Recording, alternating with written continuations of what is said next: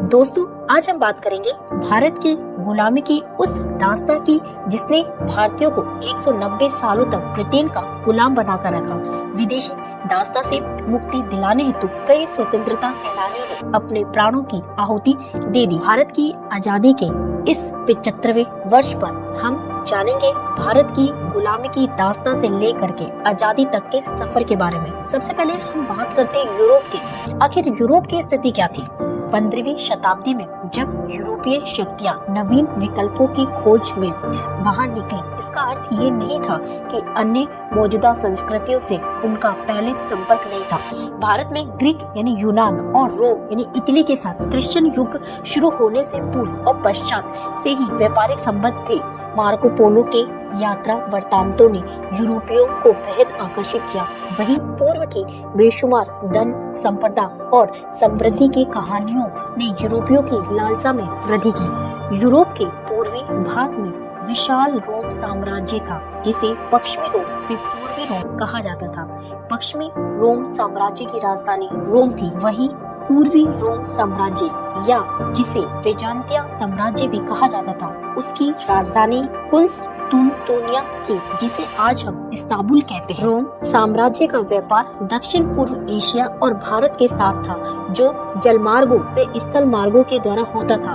एक मार्ग से पूर्वी वस्तुओं को फारस की खाड़ी से होते हुए इराक एवं तुर्की लाया जाता था। वहां से उन्हें स्थल मार्गों से जेनोआ और वेनिस पहुंचाया जाता था। अन्य मार्गों की बात करें तो लाल सागर से होते हुए वस्तुओं को मिस्र में अलेक्जेंड्रिया लाया जाता था, लेकिन तब वहां सुएज नहीं थी, इसीलिए अलेक्जेंड्रिया को ही भूमध्य सागर के माध्यम से इटली के शहरों को जोड़ा गया था। रोम साम्राज्य का लगभग 13वीं-14वीं शताब्दी तक यूरोप के साथ पूर्व के व्यापार पर एकाधिकार रहा। यूरोप के कई देश व्यापार के क्षेत्र में इटली के एकाधिकार को तोड़ना चाहते थे। वे 15वीं शताब्दी से ही अटलांटिक तट पर बसे देश अफ्रीका होकर पूर्व की ओर जाने का विकल्प मार्ग खोज रहे थे। इसी बीच 1453 में तुर्की से एक नए साम्राज्य उस्मानिया का उदय हुआ, जिसे रोम के पूर्वी साम्राज्य अर्थात बीजांतिया साम्राज्य का पतन हो गया तथा यूरोप में एशिया को जोड़ने वाले मार्ग पर उस्मानिया साम्राज्य के अधिकार के कारण यूरोप से एशिया जाने का मार्ग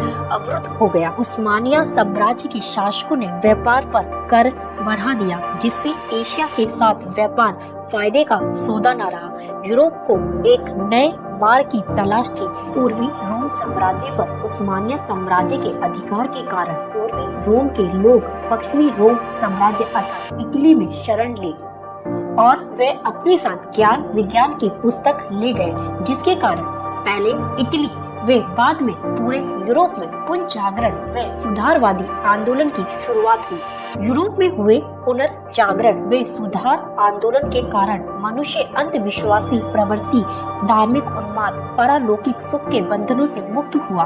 पुनर्जागरण ने मजहबी परंपराओं को तोड़ स्वतंत्र तार्किक चिंतन व बौद्धिक विकास को बढ़ावा दिया। वाद विवाद व तर्क ने प्रत्येक कार्य कारण के संबंधों को सत्यता की कसौटी पर परखना शुरू कर दिया। आगे चलकर वैज्ञानिक अन्वेषण व प्रयोगों ने औद्योगिकरण की क्रांति को जन्म दिया। औद्योगिकरण ने उत्पादन को खपाने के लिए नए बाजारों एवं उद्योग के संचालन में कच्चे माल की आवश्यकता के कारण यूरोपीय शक्तियों को उपनिवेशों की स्थापना की आवश्यकता महसूस होने लगी। फिर शुरू हुआ नए मार्गों की खोज और उपनिवेश बना शोषण करने का सिलसिला, जिसके कारण विश्व के कई देश यूरोपीय शक्तियों के कई सालों तक गुलाम रहे। वे शोषण का शिकार होते रहे। यूरोपीय शक्तियों की इस ओर ने विश्व को कई बार विश्व युद्ध की ओर धकेल दिया। अब हम बात करेंगे भारत की खोज की।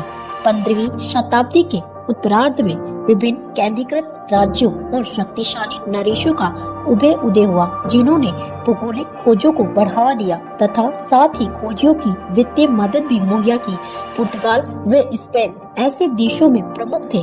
स्पेन निवासी कोलंबस ने अमेरिका महाद्वीप की खोज की, तो वहीं पुर्तगाली यात्री वास्को दा गामा अफ्रीका महाद्वीप के कैप ऑफ गुड होप होकर 1498 में कालीकट अर्थात भारत पहुंचा। इस घटना ने भारतीय इतिहास की दिशा को गहरे रूप से प्रभावित किया। वास्को दा गामा ने यहाँ के मिर्च मसालों व भारतीय वस्तुओं को यूरोप में बेचकर काफी मुनाफा कमाया। इसके बाद से धीरे धीरे सभी यूरोपीय कंपनियां भारत व्यापार करने व मुनाफा कमाने के उद्देश्य से आने लगी। यूरोपीय शक्तियों के भारत आने के क्रम की बात करें तो सबसे पहले जो भारत आए वो थे पुर्तगाल, डच, अंग्रेज, डैन, फ्रांसिस। ये सभी शक्तियां भारत में अपने प्रभुत्व स्थापित करने हेतु आपस में संघर्ष करने लगी। इन सभी शक्तियों में सबसे ताकतवर निकले अंग्रेज, जिन्होंने स्वाली के निकट पुर्तगालियों को पराजित किया। तो वेदरा के युद्ध में डचों को, वाडिवास के युद्ध में अंतिम यूरोपीय शक्ति फ्रांसिस को पराजित करने के बाद भारत पर अंग्रेजों का प्रभुत्व बढ़ गया। यूरोपीय शक्तियों को पराजित करने के बाद अंग्रेजों के अगले निशाने पर थे भारतीय राजा महाराजा व नवाब। बात करें भारत की तो औरंगजेब की मृत्यु के बाद योग्य उत्तराधिकारी के अभाव में मुगल साम्राज्य का पतन होने लगा। केंद्रीय शक्ति के क्षीण होते ही कई छोटी छोटी क्षेत्रीय शक्तियां उभरने लगी, जिन्होंने भारत आने वाले यूरोपीय शक्तियों के बढ़ते प्रभुत्व को नजरअंदाज करते हुए आपस में ही संघर्षरत रहे, जिसका फायदा अंग्रेजों ने उठाते हुए फूट डालो वे राज्य करो नीति का सूत्रपात किया। 1757 में प्लासी युद्ध की विजय ने अंग्रेजों को भारत की राजनीति व आर्थिक क्षेत्र में हस्तक्षेप का अधिकार दिया। तो बक्सर के युद्ध में मिले विजय के बाद अंग्रेज भारत के भाग्य विधाता बन बैठे। बक्सर के युद्ध में मिली हार के कारण उस समय के मुगल बादशाह शाह आलम द्वितीय को इलाहाबाद की संधि अंग्रेजों से करनी पड़ी। इस संधि के तहत ही अंग्रेजों ने भारत का बहुत बड़ा हिस्सा प्राप्त किया, जिसे बंगाल प्रेसिडेंसी कहा गया। इसके अंतर्गत आज के बंगाल, बांग्लादेश, बिहार, उड़ीसा, झारखंड व असम के कुछ क्षेत्र थे। अंग्रेज भारत की सतह पर काबिज हुए और आने वाले 190 सालों तक भारतीयों को अंग्रेजों की गुलामी को झेलना पड़ा। फिर यहीं से शुरू हुआ गुलाम भारत की दास्तां। इसी तरीके की महत्वपूर्ण जानकारियों के लिए मेरे चैनल को लाइक, शेयर और सब्सक्राइब करें।